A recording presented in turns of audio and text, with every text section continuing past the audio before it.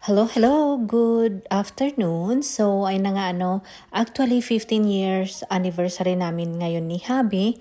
Usually, hindi naman talaga kami nagse-celebrate kasi nga si Mr. hindi siya talaga magaling sa date if ever meron nakaka-relate.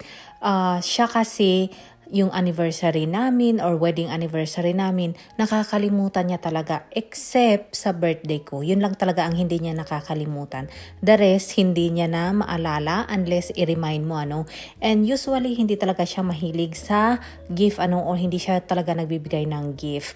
So, ang sinasabi lang niya, since hawak mo naman yung pera, na sa'yo naman yung pera natin, you can just buy whatever you want. Pero syempre, sa atin bilang asawa, kahit sabihin niya na hawak natin yung pera niya, hindi naman pwede yung basta-basta ka na lang bibili kahit diba? Syempre, iisipin mo din at i-consider mo yung mga bagay-bagay na gusto mong bibilhin.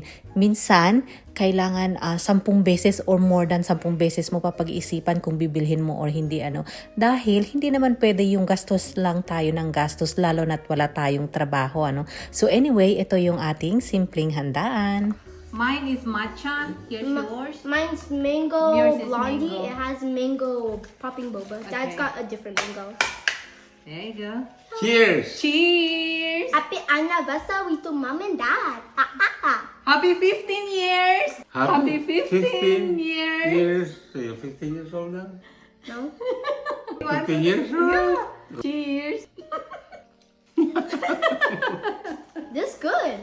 Anyway, back to story ulit Kahit sabihin naman ni Habi na nasa'yo naman yung pera, hawak mo naman, pwede ka namang bumili kahit anong gusto mo hindi naman natin pwedeng gawin yun, di ba? Pag ginastos natin lahat yun, naku, mapapalayas tayo di oras, baka pupulutin tayo sa kangkungan. O mamaya magiging homeless tayo, patay tayo homeless dito sa Jumerica, di ba? So anyway, ayun na nga kami kasi ni Habi, hindi talaga kami masyadong magastos, sobrang bihira lang. If ever magastos kami, yun ay once a year lang. Pag bakasyon ni Kulit, yun yung nagbabakasyon kami or nagro-road trip kami at least mga 1 month or more than 1 month. Yun yung pinaka malaki yung gastos namin. The rest, hindi na masyado kasi hindi naman kami madalas kumain sa labas, hindi naman kami bumibili ng mga branded if ever meron pa isa-isa lang talaga.